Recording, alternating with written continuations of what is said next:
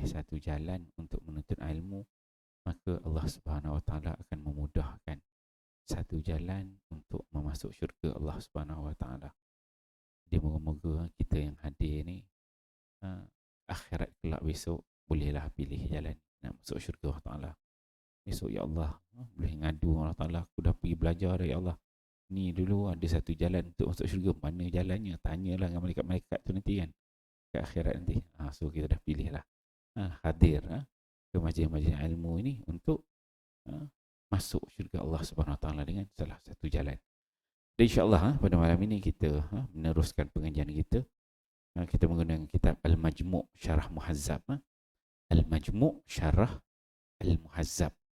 Rujukan muktabar fiqh mazhab Syafi'i. Dia ada banyak tajuk. Jadi kitab ni dia membahaskan khusus berkaitan dengan salat Jumaat. Karya agung Imam Al-Ghazali. Kuliah kita yang terakhir pada 10 hari bulan 10, sebulan yang lalu, kita membicarakan tajuk hukum solat Jumaat pada hari raya. Maksudnya solat Jumaat yang jatuh pada hari raya. Kebetulan hari Jumaat tu kena hari raya, maka hari raya pagi tu kemudian ada solat Jumaat. Macam mana hukum dia? Kita dah ada bincangkan sedikit lagi tu. Dari sudut mazhab Syafi'i bagaimana apabila bertembungnya dua solat itu, antara solat Jumaat dan juga solat hari raya. Kalau dah pergi solat hari raya itu, maka tak perlu pergi untuk solat Jumaat. Kemudian dibahaskan ada dua golongan. Ada yang disebut sebagai orang yang berada di pekan, yang dekat rumah dengan kawasan masjid, dan ada juga orang yang jauh, yang di ujung-ujung kampung. Maka dibahas kalau yang dekat-dekat tu kena datang juga solat Jumaat. Kalau yang jauh-jauh tu maka ada kemaafan, keuzuran untuk dia datang. Kemudian dibahaskan beberapa pandangan dalam mazhab Syafi'i berkaitan dengan isu tersebut. Kemudian dibawakan, kita berada pada muka 102 tu. Muka 102. Dan yang terakhir tu, tajuk perbandingan mazhab tentang hukum solat Jumaat pada hari raya.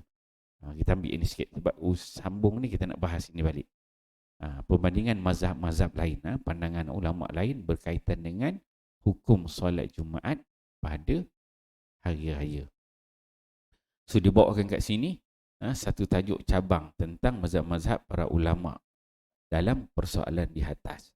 Kata pengarang yang pertama dia sebut, saya telah sebutkan bahawa pegangan mazhab kita, iaitu mazhab Syafi'i, ialah solat Jumaat itu wajib ke atas penduduk di pekan dan gugur daripada penduduk kampung jika hari Jumaat berkebetulan dengan hari raya. Inilah juga yang dikatakan oleh Uthman bin Affan radhiyallahu anhu, Umar bin Abdul Aziz dan juga majoriti ulama.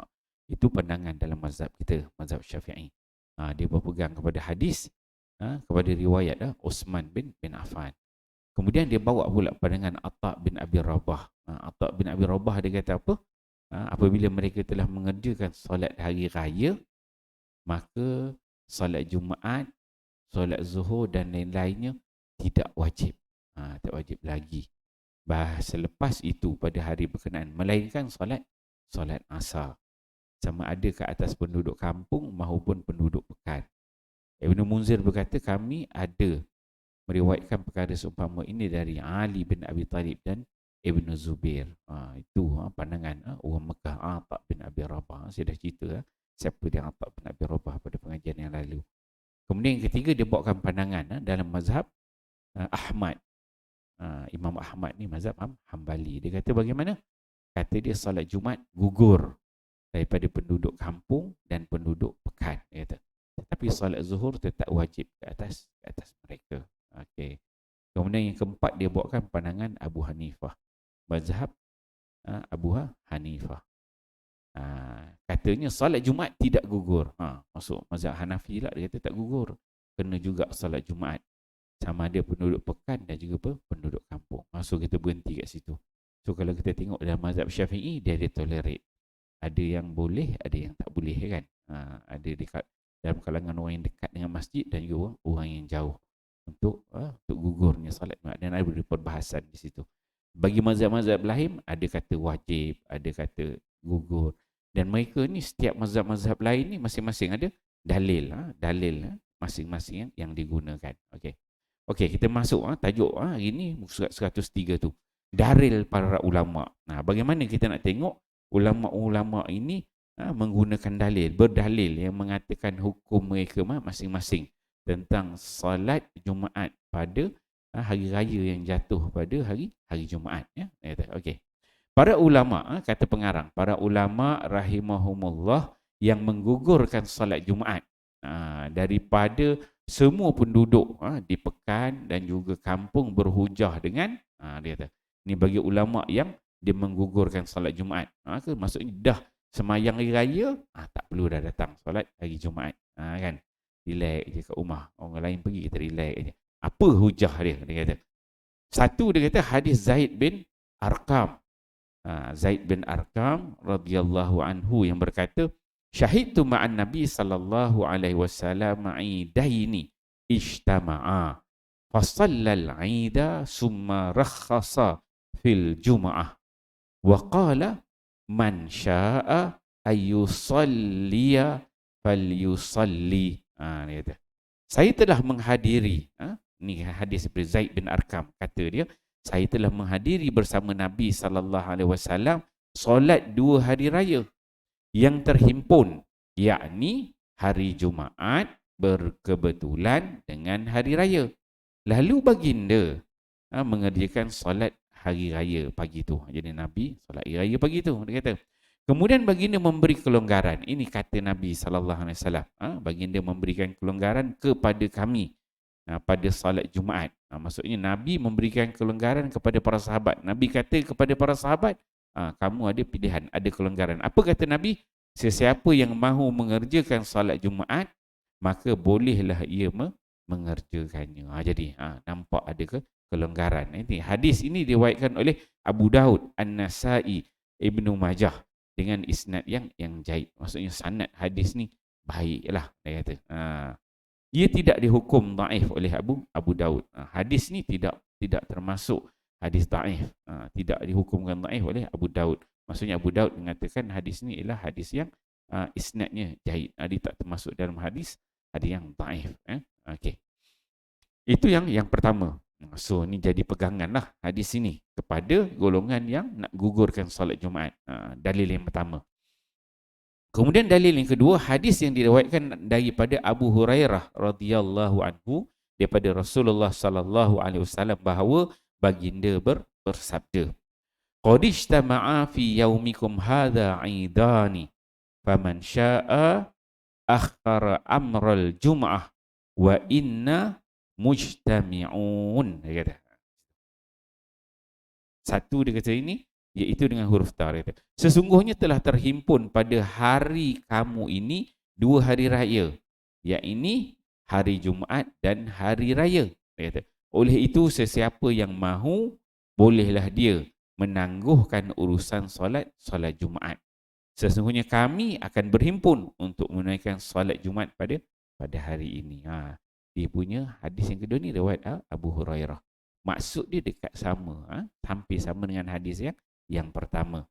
Nabi kata terhimpun pada hari ini 2 hari raya, hari Jumaat, hari raya dan juga hari Jumaat.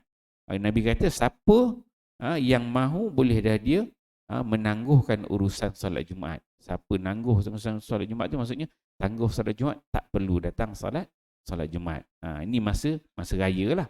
Masa pagi hari raya tu Nabi dan khutbah tu Nabi dia kata, siapa tak nak datang solat Jumaat, nak tangguh, tak apa, boleh, kata Nabi. Tapi Nabi kata Nabi dia akan hadir, berhimpun untuk solat Jumaat. Nabi ada itu. Hadis ini diriwayatkan oleh Abu Daud dan Ibnu Majah dengan isnad yang lemah. Di hadis yang kedua ni ada hadis yang lemah. Ini hujah yang kedua. Kemudian kata pengarang, manakala hujah yang dikemukakan bagi pihak Imam Abu Hanifah. Imam Abu Hanifah ni dia kata apa? Sebab dia kata Jumaat itu tidak gugur. Maksudnya sembahyang raya pun wajib, hari Jumaat pun sembahyang Jumaat pun wajib juga. Itu mazhab Hanafi. Apa dalil kata pengarang dia kata di sini. Manakala hujah yang dikemukakan bagi pihak Imam Abu Hanifah rahimahullah pula ialah hukum asal bagi solat Jumaat adalah wajib. So Abu Hanifah dia tak berpegang kepada hadis ni, dia tak tengok hadis ni. Maka dia berpegang kepada dalil yang mengatakan hukum asal bagi solat Jumaat adalah wajib. Dia tak tengok hadis ni. Itu pegangan mazhab Hanafi. Nampaklah bila kita tengok sini, dalil rupanya ulama mazhab macam ni. Cara dia berdalil kan. Masing-masing ada hujah dia, yang ni hujah dia. Walaupun ada hadis, tapi ada ulama, ada imam mazhab ni, dia tak pegang kepada hadis tu. Mungkin adalah hujah-hujah dia. Kalau mazhab Hanafi dia mazhab yang terawal, dia jumpa ke, dia tak sempat jumpa ke. Tapi maksudnya dia tidak mengambil hadis itu sebagai hujah di atas sini. Kemudian dibawa ke sini pula. Atta pula. Atta bin Abi Rabah tadi kan. Atta bin Abi Rabah pula berhujah dengan apa yang beliau sendiri riwayatkan. Ini riwayat daripada Atta bin Abi Rabah. Dia berkata, Ijtama'a yaumul jum'ah wa yaumu 'idin ala ahadi Ibnu Zubair. Faqala 'idani ijtama'a fajama'ahuma jami'an fasalla huma rak'ataini bukratan lam yazid alaihima hatta sallal asri. Ini lain pula cara dia. Ini Atta bin Abi Rabah, pandangan dia. Dia kata ini hari Jumaat dan hari raya telah terhimpun, yakni berkebetulan pada zaman Ibnu Zubair. Zubair ni maksudnya Abdullah bin Zubair. Kata dia, rahimahumullah menjadi khalifah. Ketika mana zaman Abdullah bin Zubair ni dia menjadi khalifah. Kata Atta bin Abi Rabah, dia kata. Lalu beliau berkata, kata Atta, dia kata, ini lalu beliau berkata, ini dua hari raya yang terhimpun, yakni berkebetulan. Beliau pun menghimpunkan kedua-dua salat tersebut. Menghimpunkan, menjamakkan, maksudnya dihimpun sekali kedua-dua salat tersebut. Lalu mengerjakan kedua-duanya sebanyak 2 rakaat. 2 rakaat untuk sembahyang hari raya, 2 rakaat sembahyang Jumaat. Dia kata, kedua-duanya sebanyak 2 rakaat pada awal pagi. Maksudnya awal pagi tu dia settle habis sembahyang hari raya pun, lepas tu sembahyang Jumaat pun, tanpa menambah sebarang solat yang lain kepada 2 solat tersebut, sehingga beliau mengerjakan solat asar. Ini Atta bin Abi Rabah. Ini zaman ketika mana zaman Abdullah bin Zubair. Ini ada riwayat begitu yang diambil pada zaman khalifah. Ini yang dipegang oleh Atta bin Abi Rabah. Jadi ada jenis, rupanya boleh pagi tu sembahyang hari raya tu 2 rakaat terus jamakkan dengan sembahyang Jumaat. Jadi dua. Bukan mazhab kita lah. Tapi bila kita dengar tu, ada rupanya macam ni kan. Tak pernah dengar punya. Belum ngaji fiqh tu, ada. Kan? Jadi ada. Boleh sembahyang hari raya 2 rakaat, lepas tu buat sembahyang Jumaat terus. Ada rupanya. Sebab berlaku pada zaman Abdullah bin Zubair. Dia kata gini. Hadis ini diriwayatkan oleh Abu Daud dengan isnad yang sahih, lagi menepati syarat Muslim. So dia kata hadis ni kuatlah. Hadis ni ada dan riwayat Abu Daud. Kemudian sanad dia punya susu galuh, periwayatan dia itu dia menepati syarat Imam Muslim. Dia sahih Muslim kan. Sahih Muslim tu setiap imam ni dia ada kriteria dia masing-masing menentukan ketepatan hadis, level standard hadis tu. Jadi dia kata hadis ini kalau ikut dia dah ikut standard hadis sahih dalam Imam Muslim. So kuatlah dia nak bagi tahu. Okey, satu. Kemudian dibawakan pengarang ni dibawakan yang kedua, dia kata diriwayatkan daripada Atta rahimahullah juga bahawa beliau berkata. Kata Atta lagi, dia kata Shalla Ibnu Zubair rahimahumullah fi yaumi 'idin yaumil jum'ah awalan nahar summa ruhna ilal jum'ah falam yakhruj ilaina fasallaina wuhdana dia kata sini Wa kana Ibnul Abbas radhiyallahu anhuma bi Taif falamma qadima dzakarna zalika lahu faqala asaba as-sunnah. Oh, ada cerita dia. Ini kata Atha bin Abi Rabah lagi. Dia bawakan dalil yang kedua. Dia kata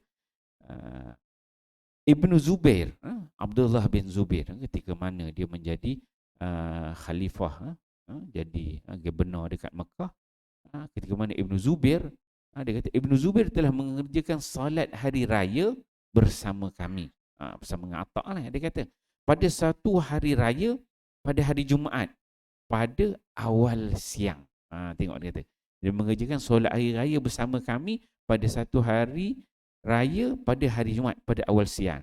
Kemudian kami pergi ke masjid untuk mengerjakan salat Jumaat. Namun beliau tidak keluar kepada kami. Lalu kami mengerjakan solat secara bersendirian pada masa itu. Ibnu Abbas radhiyallahu anhuma berada di Taif. Pada ketika itulah Ibn Abbas, Abdullah bin Abbas, Abdullah bin Zubair, dia orang ni umur lebih-lebih kurang aja. Ketika mana Islam jumpa dengan Nabi ni set zaman budak-budak zaman Nabi, Nabi wafat aja dia orang ni jadi orang besar-besar. So pada ketika itu Ibn Abbas dia berada dekat Taif. Dia kata tatkala beliau datang, bila mana Abdullah bin Abbas ni dia datang turun ke Mekah, kami pun menyebutkan kejadian itu. Jadi Atha bin Abi Rabah ni dia ceritakan, dia rasa macam apa pandangan nak tengok ini Abdullah bin Zubair sahabat buat macam tu. Maksudnya solat hari raya, kemudian solat Jumaat tu dia tak keluar, dia orang pun sembahyang sendiri je. Jadi begitu berlaku. Kemudian mungkin dia orang pun ambil second opinion, ambil pandangan Ibn Abbas. Ibn Abbas kat Taif. Bila Ibn Abbas datang ke Mekah, dia tanya, apa pula pandangan Ibn Abbas? Dia kata, tatkala beliau datang, kami pun menyebutkan kejadian itu kepadanya, kepada Ibn Abbas. Beliau pun berkata, kata Ibn Abbas, beliau iaitu Ibnu Az-Zubair, kata Ibn Abbas, Ibnu Zubair itu telah menepati sunnah. Tengok. Apa yang dibuat oleh Abdullah bin Zubair itu merupakan sunnah. Okay. Hadis ini diriwayatkan oleh Abu Daud rahimahullah dengan isnad yang hasan atau sahih lagi menepati syarat Muslim. So kuatlah dalilnya. Masing-masing ada hujah dia. Kemudian habis. So kita dapat tengoklah kalau Atha bin Abi Rabah tadi dia berpandangan itu ada hujah dia. Dia bawakan dua dalil. Kemudian penggan yang terakhir, kata pengarang, para ashab kita rahimahumullah, dia kata pula berhujah dengan hadis Uthman. So bagi kita mazhab Syafi'i diulang balik penutup ni, perenggan yang akhir ni diulang balik. Bagi kita mazhab Syafi'i, apa yang kita ikut ialah kita pegang kepada hadis Uthman bin Affan. Itu hadis yang awal kita baca dulu, dan mentakwilkan hadis-hadis yang selebihnya. Kalau dalam mazhab kita Syafi'i, dia tengok dalil yang lain ni ada, dia pegang. Macam Abdullah bin Zubair, dia tak keluar, bukan pula dia tu berada jauh kat kampung ke, tapi ditakwil. Imam Syafi'i, ashab kita, mazhab kita, mazhab Syafi'i, dia ambil pendekatan dalil-dalil yang lain ni ditakwil. Dia tengok angle-angle lain, sebab dia dah berpegang dengan apa yang difahami. Dia kata mentakwilkan hadis-hadis yang selebihnya ke atas para penduduk kampung. Maksudnya yang lebih itu, yang tolak tu, dia tolak kepada orang yang jauh sikit, yang ada excuse. Tetapi kata-kata Ibnu Abbas daripada sunnah adalah marfu'. Ni komen ashab yang kita mazhab Syafi'i, dia kata tetapi kata-kata Ibnu Abbas yang disebutkan oleh Ibnu Abbas, dia mengatakan apa yang dibuat oleh Abdullah bin Zubair itu adalah sunnah. Kata-kata ini, kalau kita mazhab Syafi'i, dia kata kata ini adalah marfu'. Marfu' dan pentakwilannya pula sukar. Maksudnya marfu' tu dah disandarkan kepada para sahabat. Gitu okey. Habis bab tu. Maksudnya bab hukum solat Jumaat pada hari raya. Jadi apa yang boleh kita faham? Kalau kita duduk jalan kami ni, datang jalan sini bukannya jauh, masing-masing ada motor. Tak ada yang jalan kaki pada ujung sana kan. Dengar azan semua ngada-ngada tak nak datang kan. Datang je lah azan kan. Tapi kalau betul lah, kalau kita melihat pada hukum, maksudnya ada kelonggaran. Yang jauh, yang susah datang, dia ada kelonggaran gitu. Kalau yang dekat ni memang kena datang. Itu mazhab kita, mazhab Syafi'i. Berkaitan kalau jatuhnya hari raya pada hari Jumaat. Okay. Tapi kalau kita tak nak datang, bolehlah, kita boleh pegang pandangan yang lain. Mazhab Syafi'i pun ada juga hujah dia. Boleh kita faham begitu. Okey, habis tajuk tu. Kita masuk tajuk baru. Maksud 106. Apa pula tajuk dia? Solat Zuhur bagi orang yang tidak wajib mengerjakan solat Jumaat. Ini solat Zuhur. Tadi dah cerita tentang solat hari raya. Sekarang ni dia masuk tajuk solat Zuhur. Sembahyang Zuhur bagi orang yang tak wajib. Dia kata bagi orang yang tidak wajib mengerjakan solat Jumaat. So ada golongan orang yang tak wajib mengerjakan solat Jumaat ni, dia solat Zuhur. Apa kategori, apa perbahasan dia?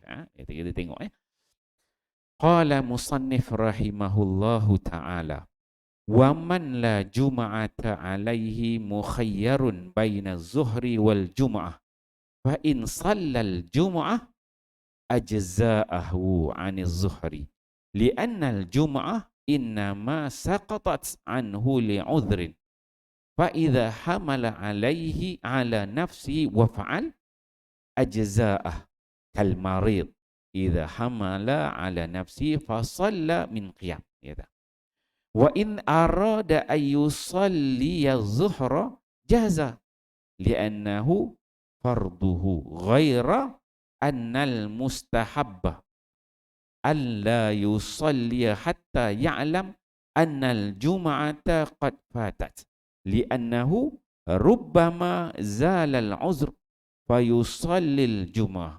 Penting bab ni. Tiga okey. Fa in shalla fil awwalil waqti summa zala uzruhu wal waqtu baq lam tajib alaihi al jum'ah. Okey, bagus. Wa qala Abu Bakar bin Haddad rahimahullah idza shalla as-sabiyyu zuhra summa balagha wal waqtu baq lazimathul jum'ah wa in shalla ghairuhu minal ma'dzurin lam talzamhul jum'ah li'anna ma shalla as-sabi laisa bil fardin wa ma shalla ghairuhu fardun. Wal mazhabul awwal li'anna Syafi'i rahimahullah nassa ala anna as-sabiyya idza shalla fi ghairi yaumil jum'ah az-zuhra summa balag wal waqtu baq lam tajib alaihi i'adatu zuhri. Okey. Fakadzalikal jum'ah wa in shallal ma'dzur az-zuhra summa shallal jum'ah saqatal fardu biz-zuhri wa kanatil jum'ah nafilah. Okey, satu lagi.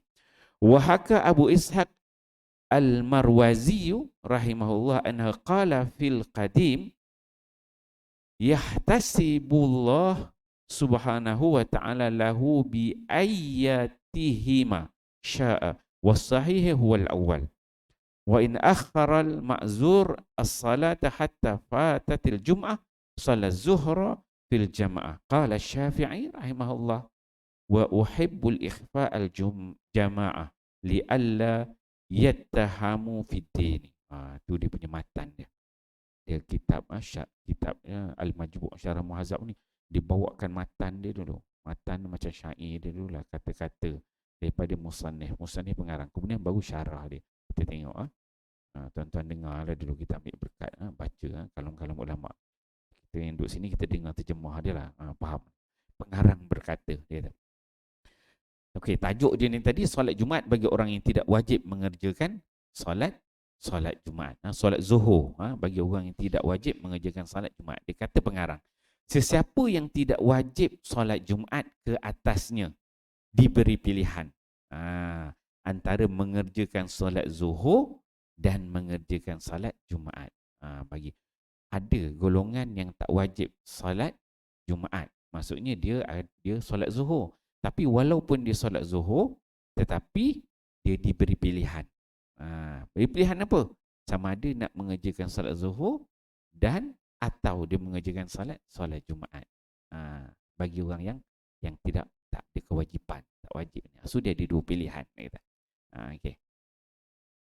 Sebelum ni kita dah ada bincang orang yang sakit, budak, hamba kan, yang tak ada kewajipan tu kan. Nanti dia akan hurai balik ni. Kita jika dia mengerjakan salat Jumaat, bagi orang nanti yang memang dia ni kena buat salat Zuhur je, hamba ke, orang yang sakit ke, orang perempuan ke, yang tak ada kewajipan itu. Maksudnya dia orang ni memang kewajipan dia salat Zuhur je. Tapi dia ada pilihan nak buat Jumaat ataupun nak buat Zuhur. Boleh dia beri pilihan.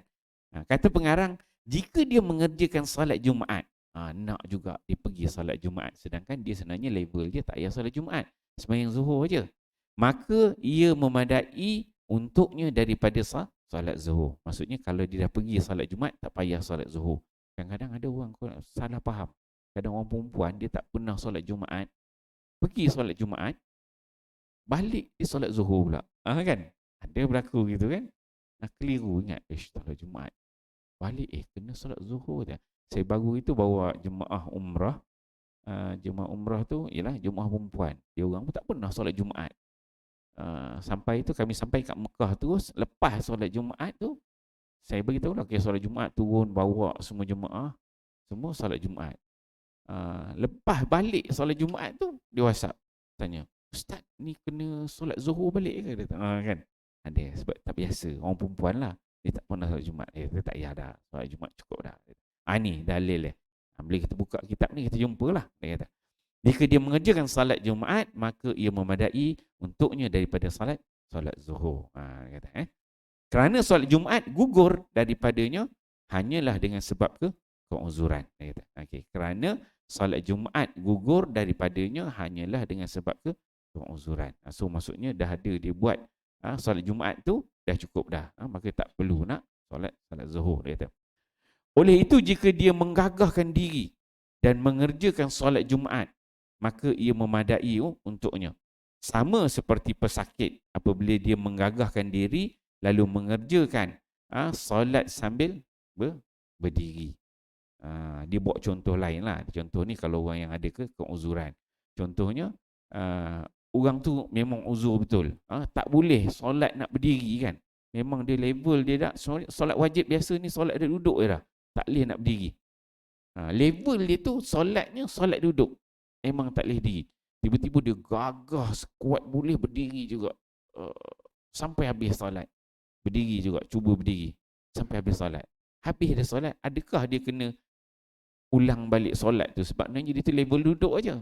Dia bagi contohnya tu. Dia kata kalau dia dah mampu beria, dia paksa diri berdiri tu, okey lah, selesai lah kan.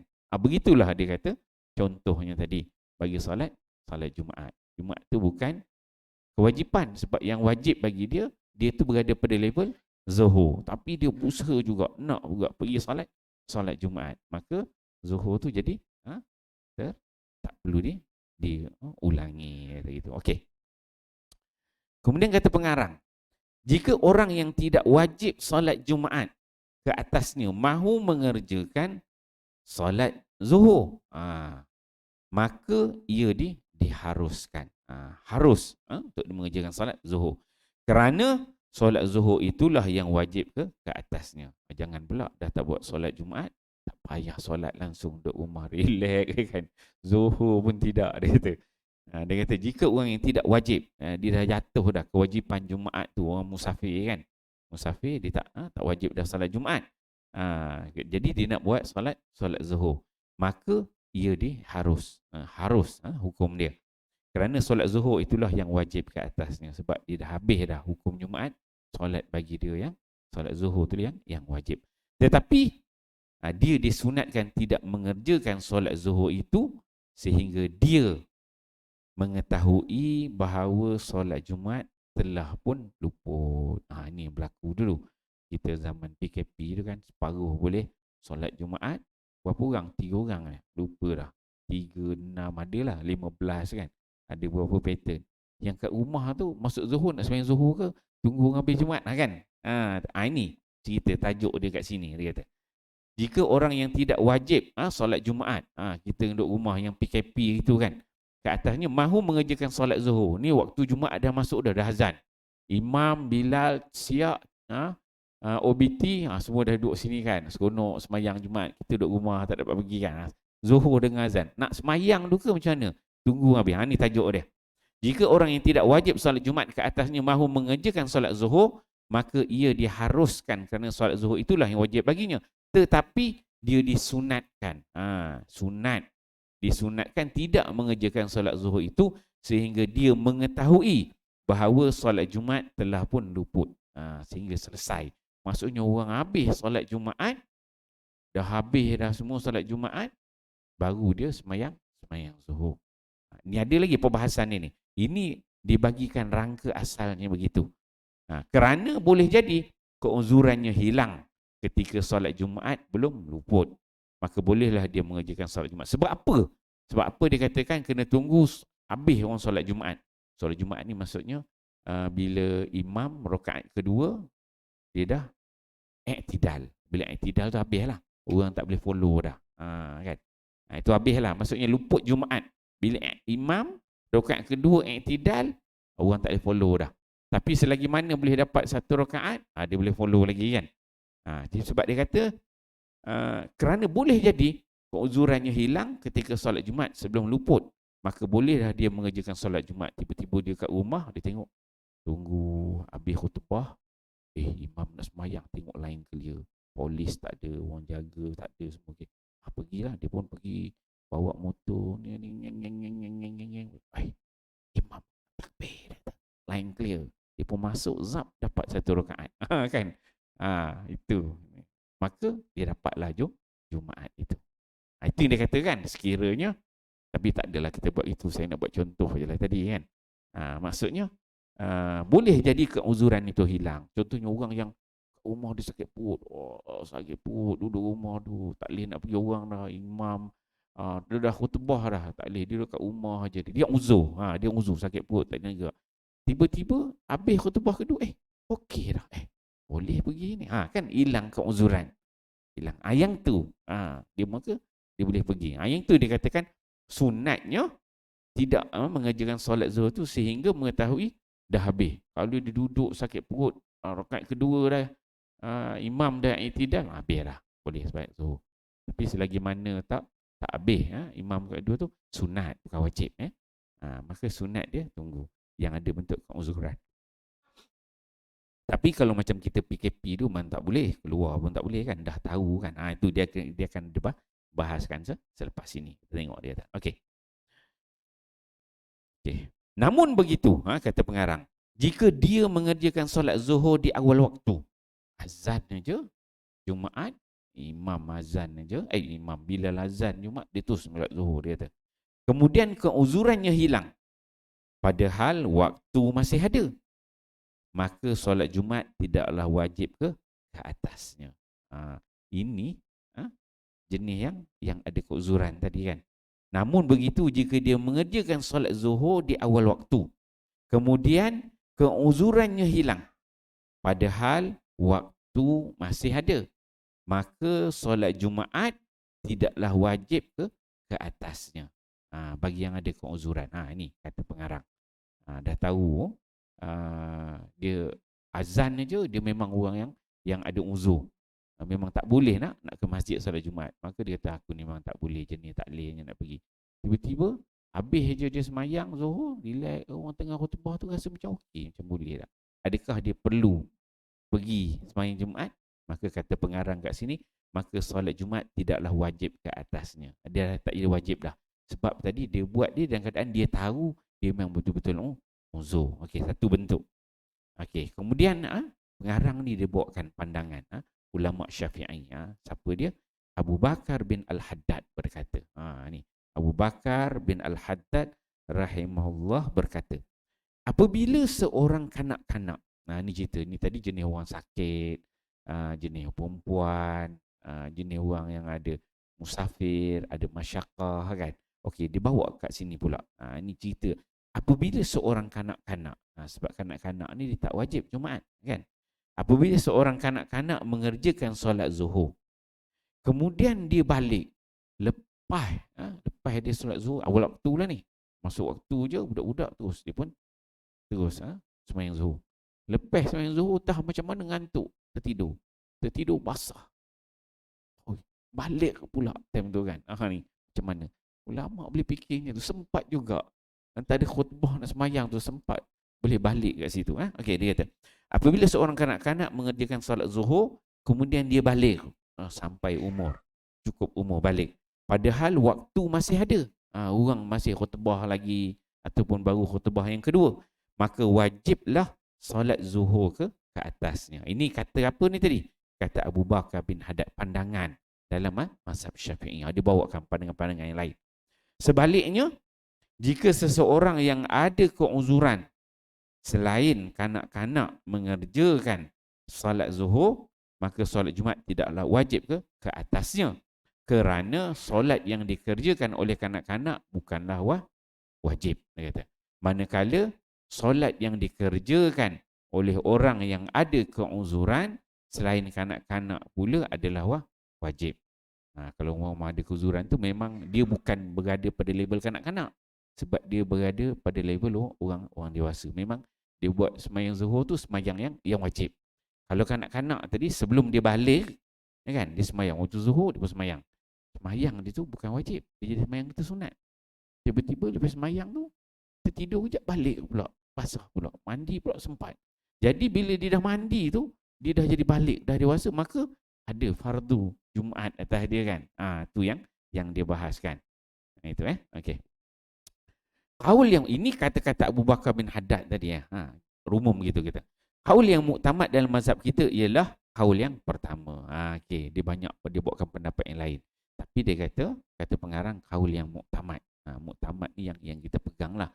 Yang terakhir dalam mazhab kita, mazhab Syafi'i, ialah qaul yang pertama di atas. Yang pertama tadi maksudnya dah buat solat zuhur, maka tak perlu lagi ulang solat Jumaat. Kerana Imam Asy-Syafi'i telah menyebutkan dengan jelas bahawa apabila kanak-kanak mengerjakan salat zuhur pada hari yang lain daripada hari Jumaat, kemudian dia balik padahal waktu masih ada, maka tidaklah wajib ke atasnya mengulangi salat zuhur tersebut. Demikianlah juga salat Jumaat. Okey, dalam perenggan ni dia ambil qaul yang muktamad. Imam Syafi'i ni dia pernah bahas dah tajuk ni. Kita ni ambil tajuk solat Jumaat. Tapi sebelum tajuk ni ada dah tajuk bab solat aja. Maksud sebelum ni Imam Syafi'i dia dah bahaskan kalau yang jenis budak-budak, budak-budak bukan waktu Jumaat, waktu hari biasa, dia pun solat zuhur, kemudian tidur, kemudian dia balik, kan, lepas tu dia mandi, ada waktu zuhur lagi, maka Imam Syafi'i dah cakap dah. Ini waktu biasa, asar ke, maghrib ke, Aisyah ke, kan, subuh ke, maka Imam Syafi'i dah pernah sebut dah sebelum-sebelum ni pada bab awal bab solat. Maka dia tidak perlu ulang. Maka demikianlah juga solat Jumaat. Kata Imam Syafi'i. Itu mazhab kita. Qaul yang muktamad. Gitu. Okay. Kemudian kata pengarang, jika seseorang yang ada keuzuran mengerjakan solat zuhur, kemudian dia mengerjakan solat Jumaat pula, maka gugurlah kefarduan dengan solat zuhur itu. Solat Jumaat itu pula menjadi solat sunat. Okey. Bagi orang yang dia ni dah awal waktu tadi dengar bilal azan hari Jumaat, dia pun solat zuhur. Dia tahu dia memang ada keuzuran. Tengok-tengok line clear pula, kan? Line clear, tengok okey boleh pergi, kan? Hilang keuzuran dia tu, kan? Tiba contohnya hujan lebat sangat, kan? Hujan pun ada keuzuran juga tu. Hujan lebat. Ini tengok gaya hujan ni memang tak berhenti dah ni, kan? Maka dia pun solat zuhur. Tadi dia ceritakan sunat, kan? Maksudnya dia tak ambil tak sunat. Sunat kena tunggu habis. Tapi dia solat zuhur. Habis dia solat zuhur, tengok-tengok, berhentilah hujan. Boleh dan lagi pergi ni. Ni dia bahaskan, dia kata. Maka gugurlah kefarduannya dengan solat zuhur tu. Jumaat, walaupun dia pergi, dia buat solat Jumaat, tapi sebenarnya fardu dia tadi, dia dah cover dengan zuhur dia tadi. Yang mana dia katakan solat Jumaat itu pula menjadi solat sunat. Dia tak jadi wajib lah. Dia kira yang pertama, yang fardu. Yang Jumaat tadi, dia jadi benda tu jadi sunat. Boleh dah. Dia pergi. Tak salah. Tapi benda tu jadi sunat. Okay. Kemudian kata pengarang lagi.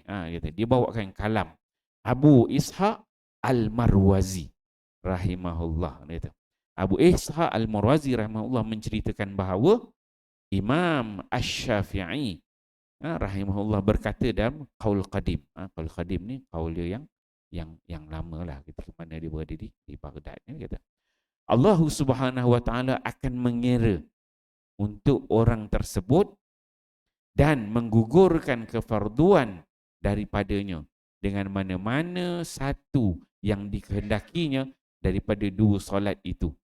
Kaul yang sahih ialah kaul yang pertama di atas. So pengarang ni dibawakan kata-kata Abu Ishaq Al-Marwazi.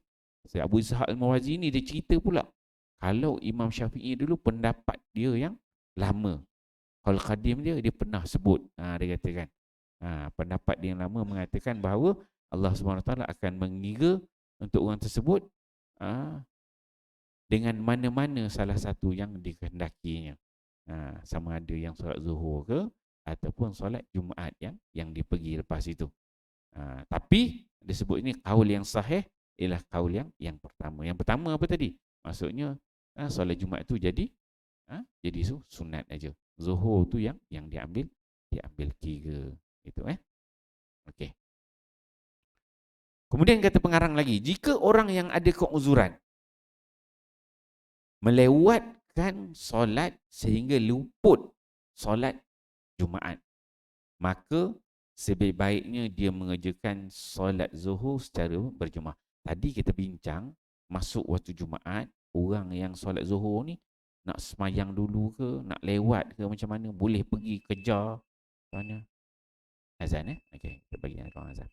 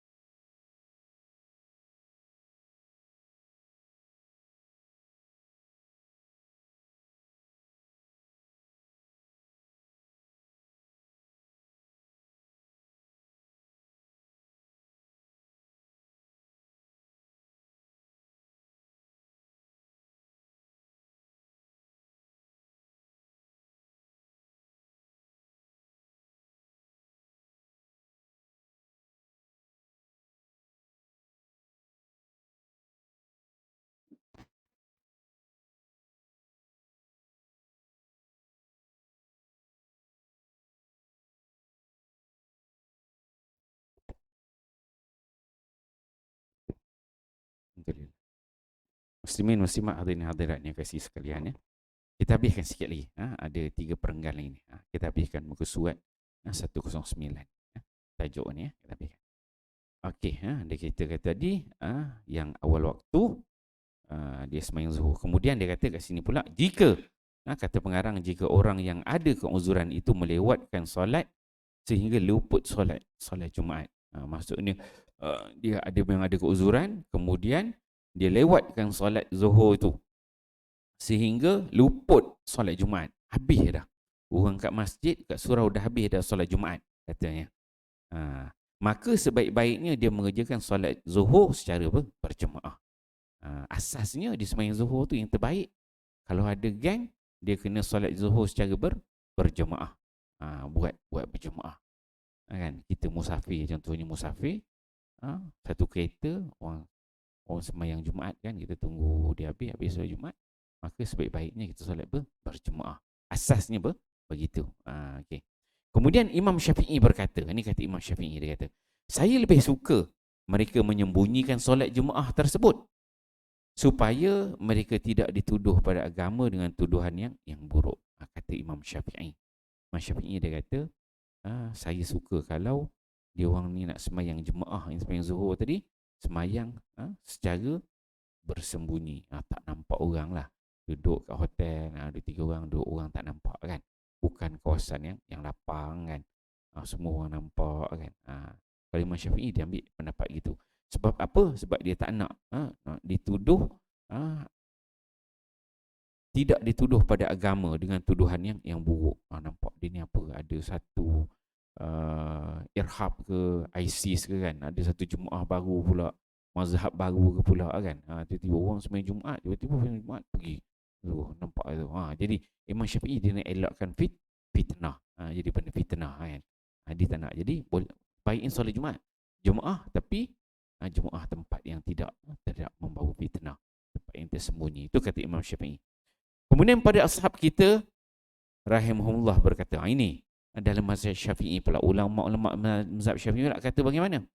Jika keuzuran mereka jelas dan tidak tersembunyi daripada pengetahuan orang ramai, maka tidaklah makruh mereka menzahirkan solat berjemaah tersebut, kerana mereka tidak akan dituduh lagi ketika keuzuran mereka itu jelas. Okey, contoh kita musafir lepas sini nak pergi ke Perlis, on the way hari Jumaat kan, tunggu hari Jumaat dekat RR, orang dah habis solat Jumaat dah kan, ramai-ramai. Memang kita sembahyang jemaah, tak jadi fitnah, semua orang tahu memang kita ni geng musafir semua kan. Sebenarnya yang tu tak ada isu. Ini kata ashab kita. Kalau keuzuran, takkanlah dekat surau RNR tu pula nak suruh-suruh kan mentang-mentang hari Jumaat kan. Nyuruh-nyuruh pula buat Jumaat, tak perlu dah.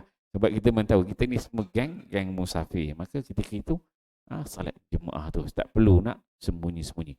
Itu kata para ashab kita. Maksud ulama-ulama dan mazhab Syafi'i. Menarik sebenarnya kalau kita bahas satu. Kita faham kerangka bagaimana ulama itu berdalil, istidlal. Ada bila kita tengok, kita baca satu-satu, kita nampak Imam Syafi'i punya kata dia sendiri bagaimana, satu. Kemudian kata-kata ulama Syafi'i, satu Imam Syafi'i. Kemudian ashab ni ulama-ulama dan mazhab Syafi'i. Orang ini kata gini, orang ini kata gini, orang ini sokong kata Imam Syafi'i, orang ini tak sokong, orang ini kata lain pula. Gitu. Semua pandangan. Imam Syafi'i punya tadi ada. Kadang-kadang macam ini datang Imam Syafi'i sebut pula secara umum. Mari ashab pula, ulama mazhab Syafi'i dia detailkan bentuk. Ada 2, 3, 4. Kadang-kadang Imam Syafi'i sebut satu angle, dia tak sebut angle lain. Ulama-ulama mazhab Syafi'i dia nampak angle lain. Oh, ini tak sebut, berlaku juga disebut gini. Menarik. Kemudian bawa pula, dia tutup, bawa lah pandangan mazhab-mazhab lain. Satu. Setiap satu tu dia datangkan hujah, dalil masing-masing. Bagaimana benda tu diterima pakai. Jadi bila kita belajar gini, insya-Allah kita dapat faham lah hukum solat Jumaat tu yang berkaitannya dengan baik. Kalau kita buat satu tu, tenanglah hati. Tak perlu takut-takut, insya-Allah.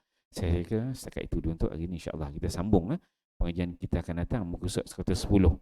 orang yang mengharap keuzurannya akan hilang. Ada tajuk tu pula, nanti kita tengok insya-Allah. Auzubillahi minasyaitonir rajim. Bismillahirrahmanirrahim. Alhamdulillahirabbil alamin. Wassalatu wassalamu ala asyrafil anbiya'i mursalin wa ala alihi washabihi ajmain.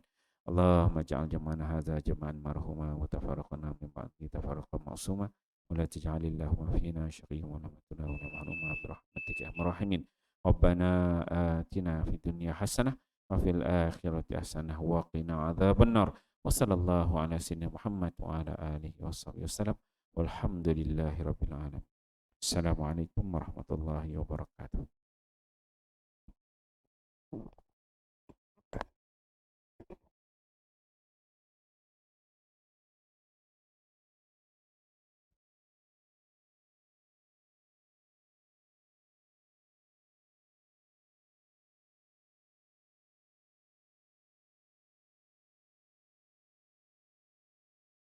Saf. Allahu Akbar, Allahu Akbar.